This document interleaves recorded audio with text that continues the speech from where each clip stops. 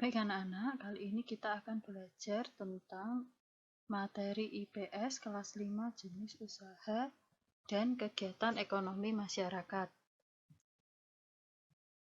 Dalam pembelajaran kali ini yang akan kita pelajari adalah jenis usaha berdasarkan cara pengelolaannya, kegiatan ekonomi yaitu produksi, distribusi, dan konsumsi, serta cara menghargai usaha orang lain. Nah, masih ingat di pertemuan sebelumnya kita sudah belajar tentang kegiatan ekonomi. Usaha ekonomi. Nah, usaha ekonomi di sini ada bidang pertanian, peternakan, perdagangan. Nah, perdagangan di sini ada pedagang asongan, pedagang keliling. Kemudian bidang jasa dan usaha di bidang industri. Usaha di bidang industri contohnya kerajinan keramik. Jenis usaha ekonomi berdasarkan pengelolaannya. Yang pertama dibedakan jadi dua, yaitu ada usaha perseorangan dan usaha kelompok. Usaha perorangan merupakan usaha ekonomi yang dimiliki oleh satu orang dan dikelola sendiri. Keuntungan juga diambil sendiri. Usaha kelompok, sedangkan di sini usaha kelompok adalah usaha yang dimiliki oleh lebih dari satu orang atau dikelola secara bersama, baik modal pengelolaan maupun keuntungannya. Nah, jenis kegiatan ekonomi perorangan memiliki kelebihan dan kekurangan. Kelebihannya memiliki kebebasan untuk mengembangkan sendiri usahanya berdasarkan keinginan sendiri. Kemudian, seluruh keuntungan dapat dinikmati sendiri, mudah dan cepat dalam mengambil keputusan.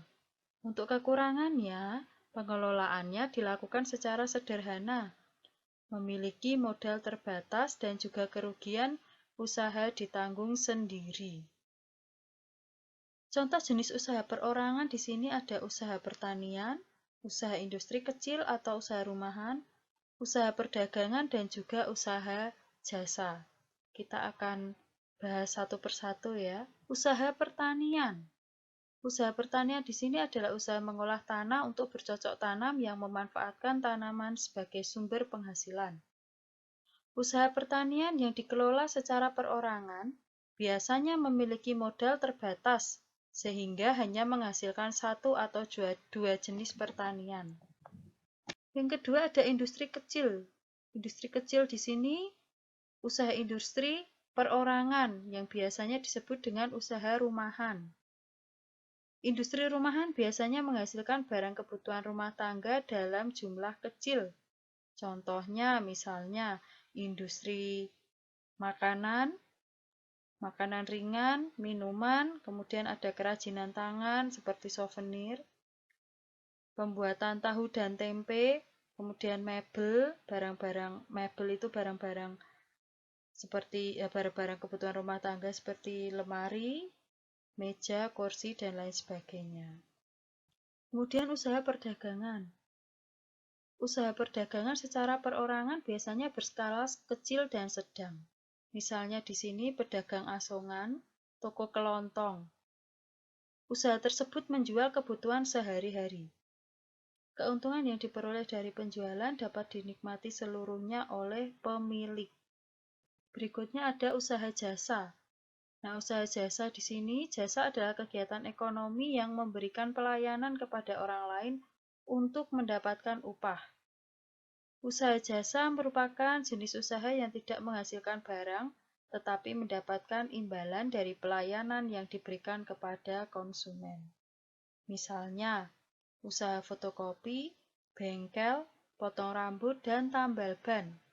Dan masih banyak lagi jenis usaha jasa.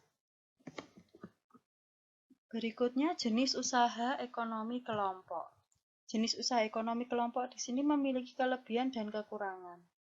Kelebihannya memiliki modal dan kemampuan usaha lebih banyak serta risiko kerugian dapat ditanggung bersama. Untuk kekurangannya, pengambilan keputusan lambat karena menunggu kesepakatan bersama. Kalau tadi perorangan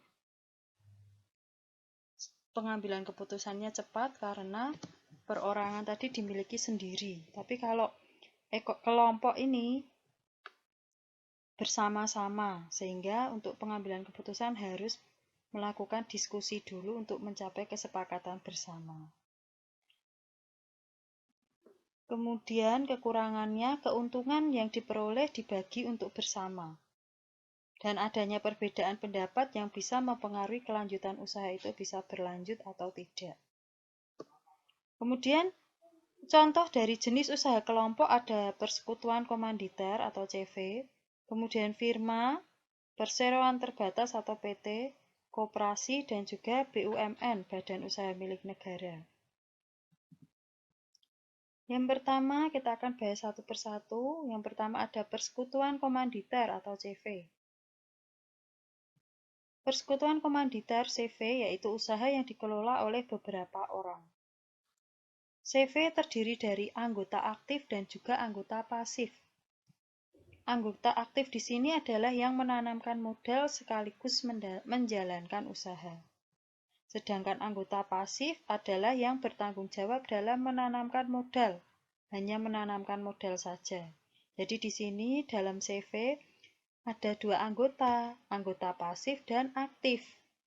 Kalau pasif itu hanya menanamkan modal saja, tetapi untuk anggota yang aktif itu menanamkan modal dan menjalankan usaha. Contohnya di sini CV Makmur Jaya, CV Kayu Jati Luhur, CV Rian Motor, CV Chan Motor, CV Makmur Jaya, dan lain sebagainya. Berikutnya ada firma. Firma adalah usaha yang didirikan dua orang atau lebih yang sudah saling mengenal sebelumnya. Jadi firma di sini didirikan oleh orang-orang yang sudah saling mengenal ya. Dua orang atau lebih. Perkembangan firma ditanggung oleh bersama.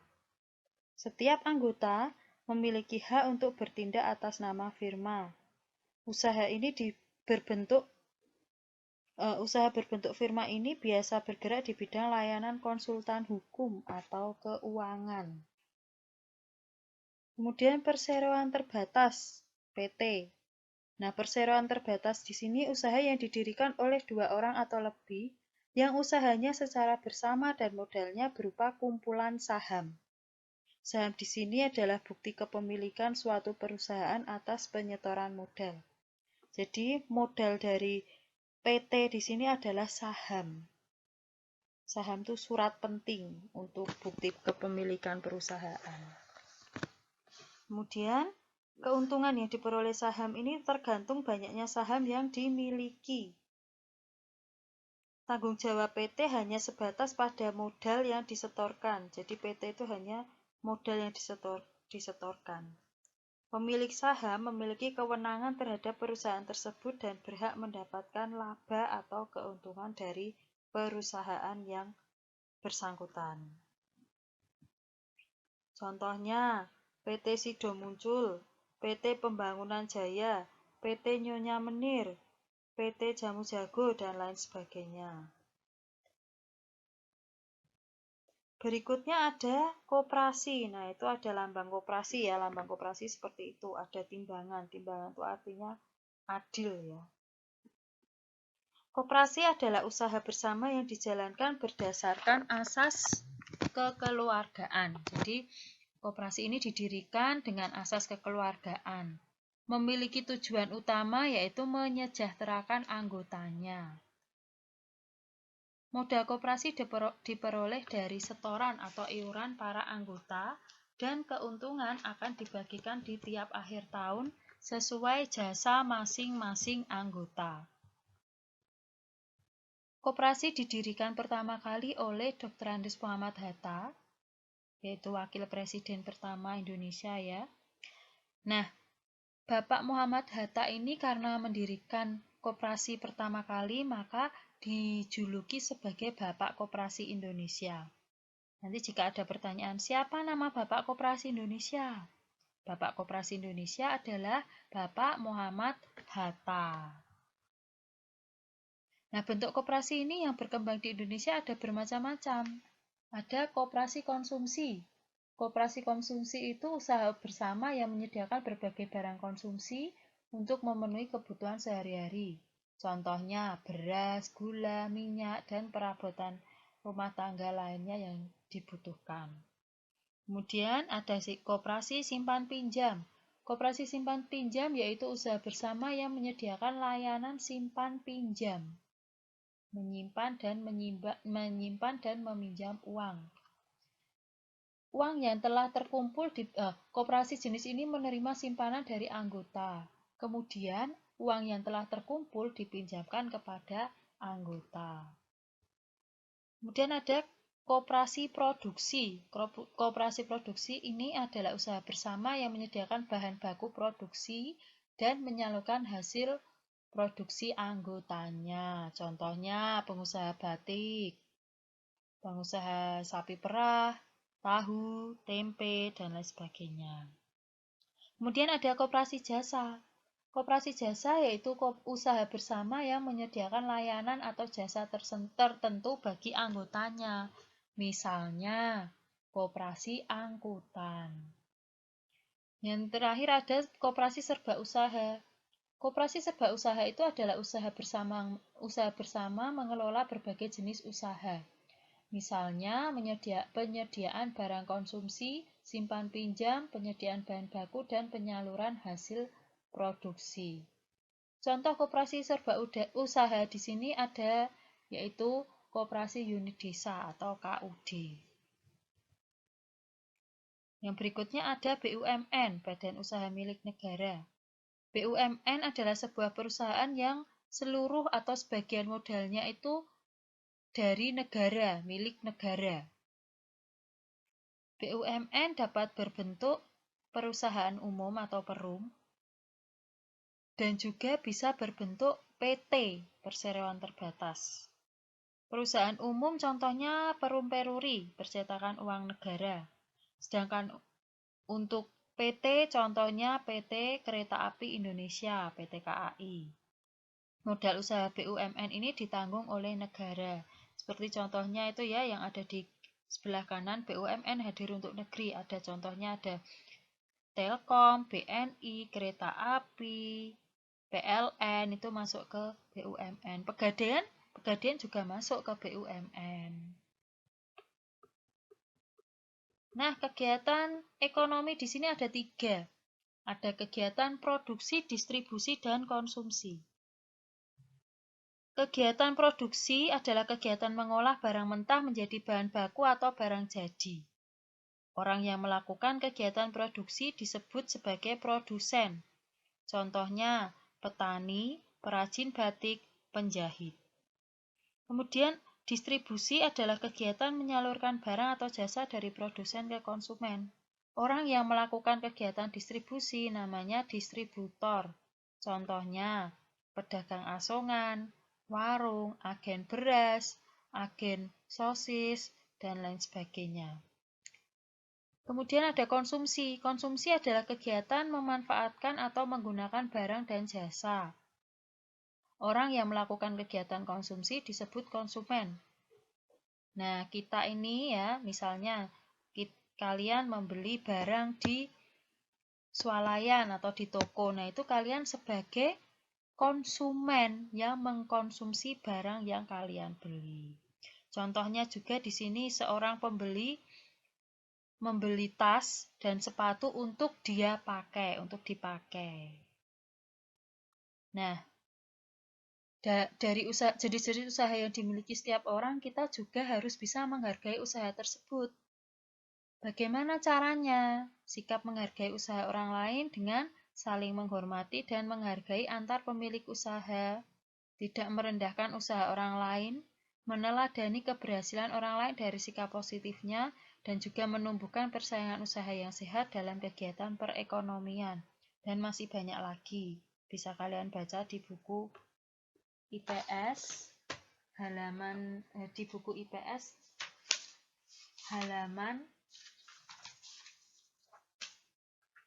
51 sampai dengan 52.